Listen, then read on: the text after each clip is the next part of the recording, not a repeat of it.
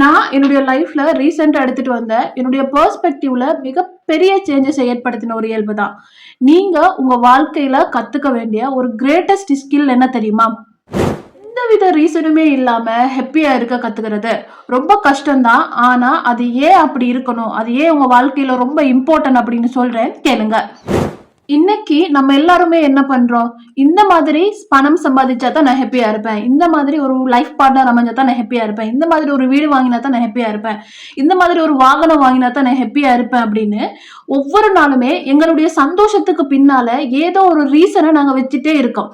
அந்த மாதிரி எங்களுடைய மைண்டை ரீப்ரோக்ராம் பண்ணி வச்சிருக்கோம்.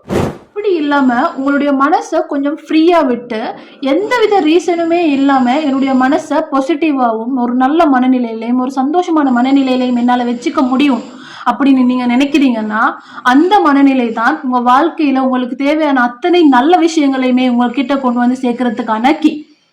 இதெல்லாம் இருந்தா தான் நான் ஹாப்பியா இருப்பேன் அப்படிங்கிற மனநிலையை விட, எந்த வித ரீசனுமே இல்லாம நான் என்னுடைய மனநிலையை ஹாப்பியாவும் சந்தோஷமாவும் பாசிட்டிவாவும் வச்சிருப்பேன் அப்படிங்கிற மனநிலை தான் உங்களுக்கு தேவையான அத்தனை விஷயங்களையும் உங்ககிட்ட ஈஸியாவும் குயிக்காவும் கொண்டு வந்து சேர்க்கும். அந்த மாதிரி ஒரு ஓப்பன் மனநிலையை, அந்த மாதிரி ஒரு பாசிட்டிவான மனநிலையை, அந்த மாதிரி ஒரு ஹாப்பியான மனநிலையை எப்படி உருவாக்குறது அப்படின்னு உங்களுக்கு தெரியல அப்படின்னா என்னுடைய பர்சனல் கோச்சிங்ல ஜாயின் பண்ணிக்கோங்க.